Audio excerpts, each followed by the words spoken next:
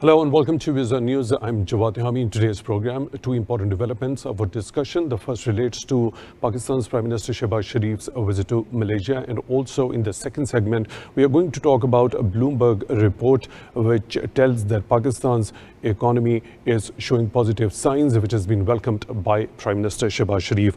Regarding the first segment, Prime Minister Shehbaz Sharif is undertaking two-day official visit to Malaysia on the invitation of Malaysian Prime Minister Mr. Anwar Ibrahim from 5th to 7th of October 2025, and as per the statement by the Foreign Office, this visit underscores Pakistan's continued commitment to strengthening ties with Malaysia.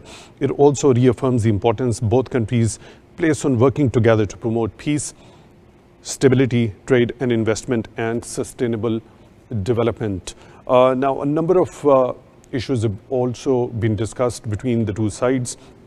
There's been a joint statement which talks about strengthening the bilateral relationship, economic cooperation, the cooperation in halal industry, defense collaboration, education and training, tourism and connectivity, health and pharmaceuticals, international cooperation, Palestinian statehood, Afghanistan, Islamophobia, and ASEAN chairmanship of Pakistan's support of Malaysia's chairmanship of ASEAN.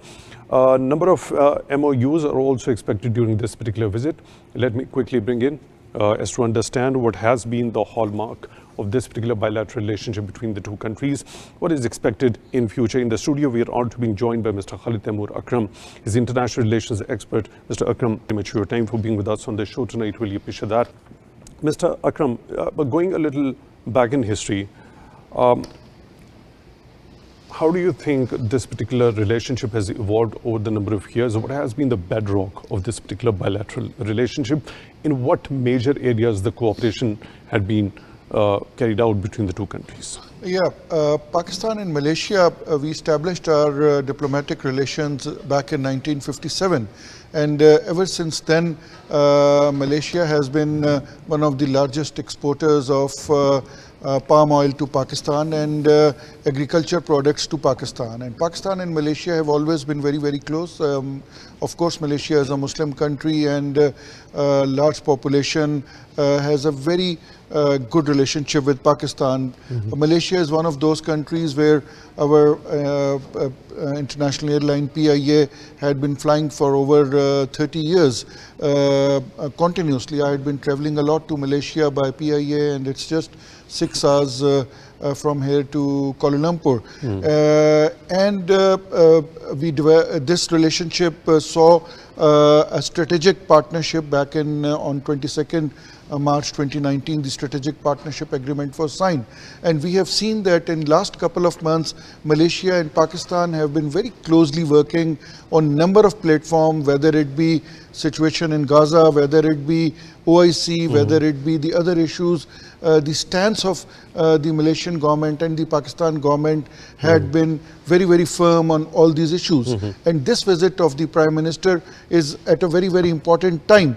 One, because Pakistan already has very good relationship with all the ASEAN countries. Two, the number of agreements and MOUs signed during this visit are very important in terms of our foreign trade and the trade boom which we are going to get from the ASEAN countries. Malaysia is also part of Belt and Road, China's Belt and Road Initiative program, and since Pakistan has a major artery of CPEC with us, so I'm sure that during the CPEC 2.0 we will be doing more trade with ASEAN countries and of course with Malaysia also. Mr. Akram, identifying those areas where future cooperation between the two countries in terms of enhancement of trade between the two could be done.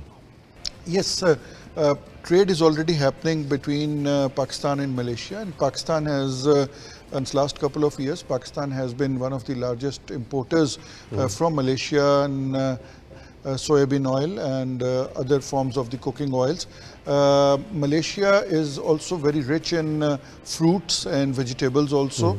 And I'm sure that during this visit, Prime Minister must have talked with the Malaysian counterpart about exploring the joint avenues on the agriculture cooperation also, because Malaysia in last couple of years have done a lot of research and they have produced a lot of new varieties of seeds of fruits and vegetables, the organic for the organic farming, and I'm sure that Prime Minister must have talked about it. In addition to that, Malaysia has a very good industry of automobiles. They have a very good industry of IT. They have a very good industry of the medical equipment. Although Pakistan is making a lot of surgical equipment in Sialkot and other areas, but the medical equipment is also made in Malaysia, which is made in Malaysia, is also very, very good. So these are the areas where Pakistan and Malaysia can cooperate. Also, Pakistan film industry had been going to Malaysia for picturization of various movies, and they used to go there, but lately that has been stopped. So I'm sure that the media industry would also collaborate, and the Malaysian areas will be open for our joint collaborations. Mr. Akram, you were already alluding to the fact regarding the strategic partnering or something like that back in 2019. When we specifically talk about Malaysia-Pakistan closer economic partnership agreement that was since 2008, which provides preferential market access to the goods and services. How significant this particular agreement between the two sides been over the years? In what sectors it has basically contributed, and what about that you were already referring to? Yes, actually, once this agreement was signed in 2008, after that we have seen that Malaysia has preferred Pakistan for its trade. Like as I had already given you the example of olive oil and sunflower oil, which is coming from Malaysia. Right now, almost more than 30% of Pakistan's cooking oil needs are catered from Malaysia. It's because of it's the result of that agreement which was signed years back. And in addition to that, Pakistan is also getting a lot of pulses from Malaysia, because as I said, Malaysia is not only agriculture country, but Malaysia has done a lot of work in agriculture enhancement. And since Malaysia is a tropical country, so they have many agriculture products which are grown over there all along the year. And in addition to that, now Malaysia has also become a hub of the IT technology. And I'm sure that Pakistan freelancer community and Pakistani IT community will be having a lot of collaboration with the Malaysian IT companies, because right now a majority of the major brands, the US brands or the European brands, they have their assembly lines in Malaysia, they have their production lines in Malaysia. So like China, Malaysia has also become a hub of international products which are being now produced in Malaysia. Right. Mr. Khalid Taimur Akram, defense collaboration, how this particular area of cooperation had been over the years, and what is the potential, especially given the fact that Pakistan being recognized now the world over regarding the security provider and stabilizer in the region as well? Yes, the defense cooperation between Pakistan and Malaysia has been there since long. The Malaysian cadets had been coming for training to our military academy also, and also Malaysia had been buying a lot of Pakistani military products. It's even before the present role which Pakistan has just got into as a security provider, not only for the region but also for the greater Muslim Ummah. Malaysia had been keenly watching the performance of JF-17 aircrafts since last number of years, and Pakistan is already in talks with Malaysia for selling these aircrafts to Malaysia. We already have a very good cooperation with the Malaysian naval forces. We already have a very good cooperation with the Air Force and the military. Malaysia has been one of the buyers of Pakistan's military products, which we produce in heavy mechanical complex in Texla and POFWA. And Malaysia has always been participating in the defense exhibition, which is yearly held in Karachi. So the the defense cooperation between Pakistan and Malaysia, I would term it as not at the moderate level, but above moderate level. And yes, with the new role which Pakistan is now getting into as the security provider, not only for the Arab lands, but for the rest of the world also. So I would, of course, the Malaysian Air Force would be very keen to learn about the May 8th and May 9th experience of Pakistan Air Force, as the other countries are.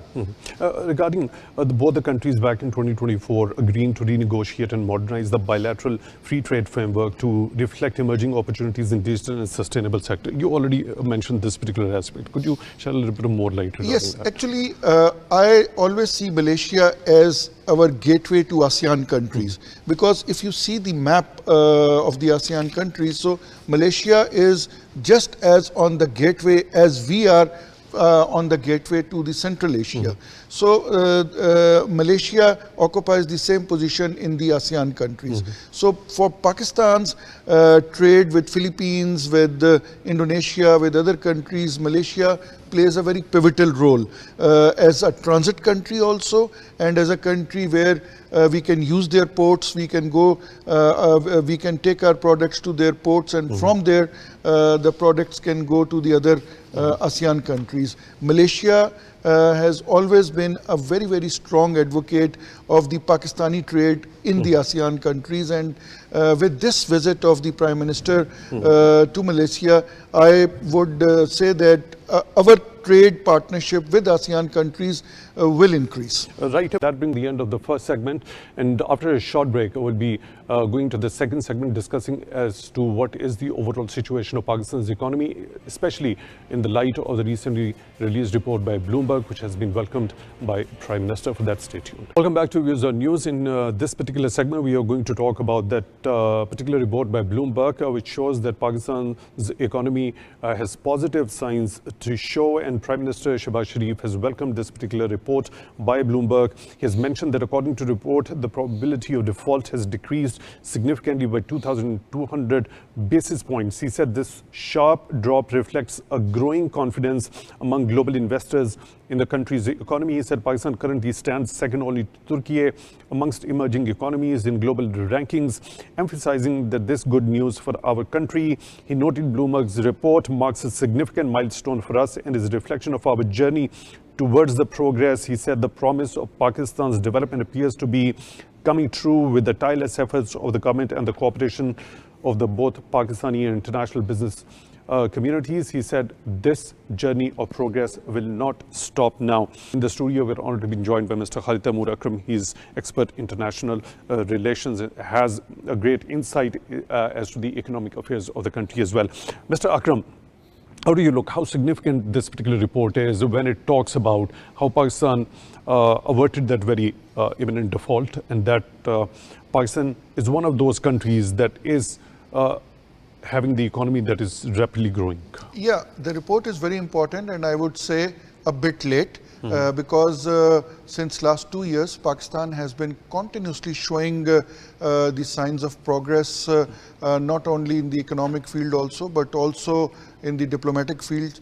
And we have seen the Pakistan Stock Exchange going to new heights. We have seen how the investors' confidence is building up in Pakistan, and how foreign investment is coming to Pakistan, not only the Chinese investment, but the investment from US and from other Western countries coming to Pakistan. We have seen that how the foreign direct investors' confidence not only being built on the present governance system, but also on the present economic model.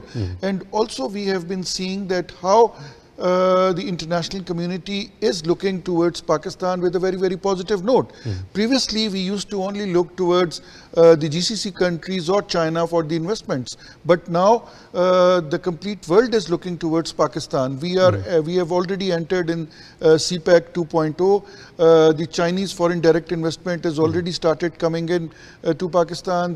We have seen recently the American investment coming to Pakistan in terms of a lot of mines and mineral deals and other deals regarding the offshore oil drillings and other things also. We have seen many European companies showing their interest in Pakistan. We have seen many new Japanese companies coming to Pakistan. So overall, I would say it is due to the political stability, it is due to the good economic policies of the government, and we must give credit to the Prime Minister and his team, because they have, once they took over the government, Pakistan was at the verge of default. But now, just in last 2 years and 24 months, Pakistan has not only gained in the economic field, but as the Bloomberg report says, that in the world, in the emerging economy, Pakistan is now as high as Turkey is. So I think this is a very great achievement, and we must congratulate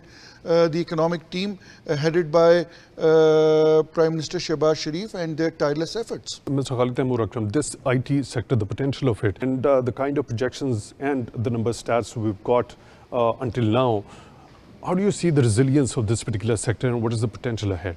Yes, the IT sector has done considerably well in last couple of years, and especially Pakistan has a very large number of freelancer community which is contributing towards software development in most of the Western countries. So I feel that in times to come, Pakistan's IT sector, Pakistan's AI sector would contribute a lot in the Western countries because of 3 reasons. Number one, we offer these services at a very, very competitive rates than what is being offered within the Europe or within USA.